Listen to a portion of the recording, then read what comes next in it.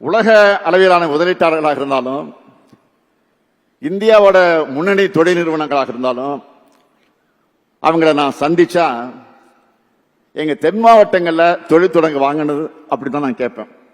நான் மட்டுமல்ல, நம்முடைய அமைச்சர்கள், அதிகாரிகள் தென் மாவட்டங்களில் முதலீடு செய்ய பரிசீலனை செய்யுங்கன்னு தான் நாங்கள் வேண்டுகோளை வச்சுக்கிட்டு வரோம். அடுத்த 5 ஆண்டுகளில் தென் மாவட்டங்களுடைய வளர்ச்சி என்பது புலி பாய்ச்சலாக இருக்கும். நெல்லை, தூத்துக்குடி, விருதுநகர் போன்ற பகுதிகளின் முகமே மாறக்கூடிய அளவுக்கு முன்னேற்றமானது பிரம்மாண்டமாக இருக்கணும் என்பதுதான் என்னுடைய கனவு. அது நிச்சயம் நினைவாகும். ஒரு பக்கம் இப்படி நான் உழைச்சுக்கிட்டு இருந்தா, இன்னொரு பக்கம் தமிழ்நாட்டு வளர்ச்சிக்கு எதிரானவங்க நம்ம மேல அவதூறுகளை அள்ளி வீசுறாங்க, ஆட்சிக்கு களங்கம் ஏற்படுத்துறாங்க.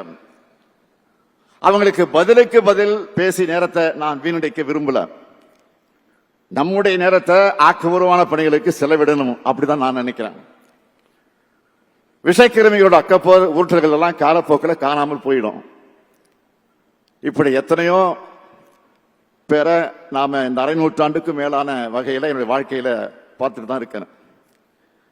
என்னை பொறுத்த வரைக்கும் நான் அழுத்த நிறுத்தமா சொல்றது, மற்றவங்க மாதிரி கண்ணுக்கெட்டு தூரம் வர எதிரிகளே இல்லைன்னு இருமாப்போடு நான் பேசுறவன் இல்லை. இந்த ஸ்டாலின் தோழமையில இருக்கக்கூடியவங்க பேசினாலும் சரி, எதிர்முகாமில் இருக்கக்கூடியவங்க பேசினாலும் சரி, அன்பா பேசினாலும் சரி, கோபமா பேசினாலும் சரி, அவங்க பேசுறதுல நியாயம் இருந்தாலும் சரி, மக்களுக்கு நன்மை இருந்தா அதையெல்லாம் செஞ்சு கொடுக்கணும்னு நினைக்கிறவன் தான் நான்.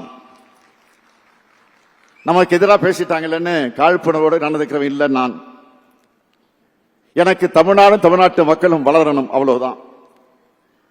நம்ம வளர்ச்சியை பொறுத்துக்க முடியாம தான் நம்ம ஆட்சிக்கு களங்கம் ஏற்படுத்த சமூக வலைத்தளங்கள்ல ஒவ்வொரு செய்தியும் எப்படியெல்லாம் திரிக்கிறாங்க, கருத்துருவாக்க செய்யறாங்க. அவங்களுடைய நோக்கம் ஒண்ணுதான், திமுகவை எப்படி அழிக்கலாம், தமிழ்நாட்டோட வளர்ச்சியை எப்படி கெடுக்கலாம். ஏன்னா அவங்களுடைய நீண்டகால திட்டத்துக்கு தடையா இருக்கிறது நம்முடைய திராவிட மாடல் ஆட்சி தான். அவங்களால இதை பொறுத்துக்க முடியல. இந்த ஆட்சி இருக்கிறதுனால தான் தமிழ்நாட்டை முன்னேற்ற திட்டங்கள் எல்லாம் செயல்படுத்துறாங்க, உண்மையான வரலாற்றை தோண்டி எடுக்கிறாங்க, மொழி உணர்வு, கல்வி உரிமை, மாநில உரிமைன்னு பேசுறாங்க. அவங்களுக்கு இதெல்லாம் நம்ம பார்த்தா பிடிக்கல. நான் உறுதியோடு சொல்றேன், தமிழ்நாட்டுக்கு பக்கபலமா திமுக ஆட்சி எப்பவும் இருக்கும். திமுகவுக்கு பக்கபலமா தமிழ்நாட்டு மக்களாக இருக்கக்கூடிய நீங்களும் எப்பவும் இருப்பீங்க. அவங்க என்ன சதித்திட்டம் தீட்டி நேரடியா வந்தாலும் சரி, அது துரோகிகளை துணைக்கு அழைச்சிட்டு வந்தாலும் சரி, அதை நாம நிச்சயம் முறியடிப்போம். ஏன்னா நாம தந்தை பெரியாரின் வழிவந்தவங்க, பேரறிஞர் அண்ணாவின் வழிவந்தவங்க, தமிழக தலைவர் கலைஞருடைய வழிவந்தவங்க. கொண்டிருக்கும் கொள்கையாலும் செஞ்சிருக்கக்கூடிய சாதனைகளாலும் நாம தான் தமிழ்நாட்டை என்றென்றைக்கு மாள்வோம். அதுக்கு எப்பவும் உங்களுடைய துணை வேணும். அதற்கான ஆதரவை தொடர்ந்து நீங்கள் தர வேண்டும் என்று கேட்டு விடைபெறுகிறேன். நன்றி, வணக்கம்.